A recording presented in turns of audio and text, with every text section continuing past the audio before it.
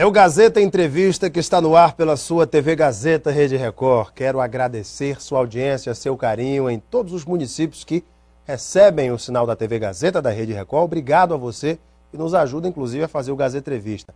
Olha, dentro da possibilidade da gente, nós ouvimos a sua sugestão, o seu pedido de entrevista e, conforme a nossa possibilidade, colocamos aqui o seu pedido também na nossa pauta. Dentro, claro, das nossas possibilidades. Mas continue participando, enviando sua sugestão, sua pauta para o nosso endereço eletrônico, esse que a produção vai colocar no seu vídeo agora, gazetaentrevista@gmail.com. Obrigado pela sua participação, viu?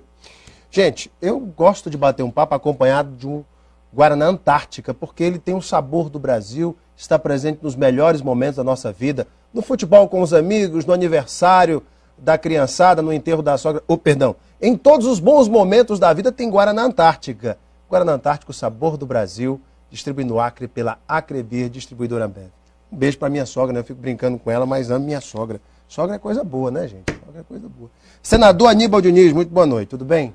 Boa noite, Alain. Satisfação tê-lo aqui no Gazeta Entrevista. A satisfação é minha poder estar aqui contigo, para poder falar com as pessoas que estão nos assistindo, os nossos telespectadores da TV Gazeta, que continua sendo em maior número, né? Senador, o senhor vai entrar na onda dos reflorestados capilares, como o governador Tião Viana, que fez um reflorestamento capilar? O senhor está precisando. Rapaz, um dia desse me perguntaram se eu ia fazer algum tipo de implante na cabeça, daí eu falei, olha, eu só aceito se for implante de ideias, porque a naturalidade para mim tem que prevalecer. O cabelo chegou um momento em que não resiste mais na cabeça, paciente. Acho que é um sinal do tempo e eu tenho que aceitar. O senhor, um dos debutantes no Congresso como senador e já coordenador da bancada federal do Acre no Senado e membro da Comissão de Ciência, Tecnologia e Informática do Senado da República. Como é que está sendo essa experiência? Olha, Alain, uma experiência muito interessante. Eu confesso que esses meses iniciais, janeiro, fevereiro e agora março que está terminando, porque na realidade eu fui empossado no finalzinho de dezembro, né? Foram 3 meses assim de completa observação das coisas, como elas acontecem, e no sentido de aprender, no sentido de sentir qual o melhor caminho para a gente poder trilhar. Fiquei muito feliz e honrado com a decisão da bancada federal do Acre de me conduzir à condição de coordenador da bancada, porque há um revezamento na bancada federal. Um ano é um senador que coordena e o outro ano é um deputado federal. E desse ano... Já começou logo com as responsabilidades. Como era para ser um senador, me escolheram e eu fiquei muito feliz com o resultado. E a gente tem trabalhado, tem acompanhado prefeitos, acompanhado o governador Tião Viana e também temos, junto com outros parlamentares, pleiteado questões que dizem respeito ao Acre, e uma das comissões que eu passei a fazer parte também agora, não como titular, mas como suplente, que é da máxima importância nesse momento, é a Comissão Mista de Orçamento, que tem como presidente o senador Vital do Rego e como relator o nosso deputado federal do PT, Arlindo Quinabria. E aí, no ato de instalação dessa comissão, a gente pôde fazer uma reflexão sobre a importância das emendas parlamentares e do quanto nós temos que estar juntos na defesa dessas emendas, porque elas são fundamentais para prefeituras que, se não contarem com essas emendas, vão passar muita dificuldade para administrar, para serem administradas. E o mais interessante é que a Comissão Mista de Orçamento está absolutamente sensível no sentido de juntar esforços para que, ainda que os cortes, os ajustes das finanças do Brasil aconteça, porque a presidente Dilma precisa colocar o país em absoluta segurança contra a inflação, mas não podemos concordar com a ideia de que sejam as prefeituras, os entes da União mais necessitados que paguem a conta. Então a gente tem tentado fazer a equipe econômica do governo entender que os cortes são necessários, os ajustes são necessários, mas não sacrificando prefeituras e estados pequenos como o Acre. Senador, ao longo dos últimos anos, a bancada federal acreana tem se notabilizado por ser uma das mais bem-sucedidas na liberação de recursos federais, inclusive das emendas. Exatamente. Este é um ano difícil, porque a presidente Dilma disse que não vai ser possível liberar tudo, já fez o anúncio do contingenciamento do orçamento, alguns repasses seriam realmente congelados. Como está a articulação dos senhores da bancada federal nesse trabalho importantíssimo da liberação das emendas? Eu sei que o senhor já esteve junto ali ao Ministério das Cidades. Como é que está esse trabalho? Perfeito. Alain, é fundamental, primeiro de tudo, a gente fazer um reconhecimento à bancada federal do Acre, que é uma bancada que, ainda que tenha as suas divergências do ponto da nas questões da política local, os enfrentamentos que são naturais, quando se trata de defender o orçamento, quando se trata de defender as emendas, a nossa bancada tem sido exemplar. Tem sido a bancada que mais aloca recurso nas emendas de bancada, e todas as emendas que têm sido colocadas são lutadas em comum. Tipo assim, nesse momento, as emendas que estão como restos a pagar de 2008 e de 2009, a gente não está olhando para qual parlamentar que apresentou essa emenda. É para o Acre, é para uma prefeitura do Acre, então vamos juntar esforços para liberar, porque a gente precisa da liberação dessas emendas. O ano não é muito promissor em relação à liberação de emendas, até porque no anúncio dos cortes do orçamento com a intenção de se deduzir das despesas um montante de 50 bilhões de reais nesse ano de 2011, as emendas elas estão como alvos assim quase que prioritários nesses cortes. E a gente está tentando mostrar que se uma emenda não tem maior importância para São Paulo, para o Rio Grande do Sul, para o Rio de Janeiro, para o Acre é importantíssimo. Para o Acre, uma emenda é fundamental, porque uma emenda parlamentar que possibilita o calçamento de uma rua, que possibilita a construção de um parque, de uma escola, de uma creche, uma emenda dessa movimenta a economia de um município, e por isso a gente tem feito um apelo em todos os ambientes onde a gente tem participado. A última reunião da qual nós participamos foi com o ministro das Cidades e o prefeito Angelim, e o ministro das Cidades se comprometeu conosco de que todos os projetos iniciados terão sim a sua liberação assegurada,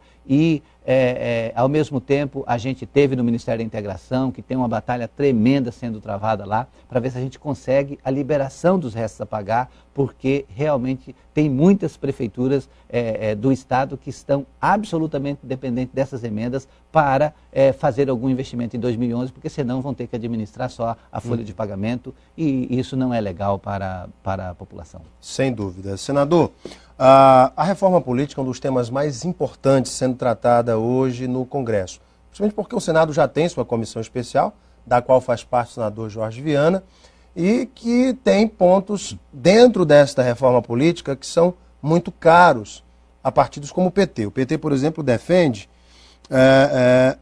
que o voto proporcional com a lista aberta é muito criticado, porque nem sempre os candidatos com mais votos conseguem se eleger, enquanto outros podem não só se eleger, mas também ajudar a eleger outros, como o caso do Enéas, como o caso do próprio Tiririca. Exato. Agora. Qual é a sua opinião sobre a questão do voto proporcional com lista aberta, o voto em lista fechada? Como é que o senhor pensa? Bom, Alain, antes de responder essa pergunta, é fundamental a gente partilhar com nossos telespectadores que a reforma política é um tema hoje que está presente em qualquer debate, em qualquer lugar do Brasil. Verdade. De norte a sul, de leste a oeste, aonde tem alguém conversando sobre política, o assunto reforma política está em pauta.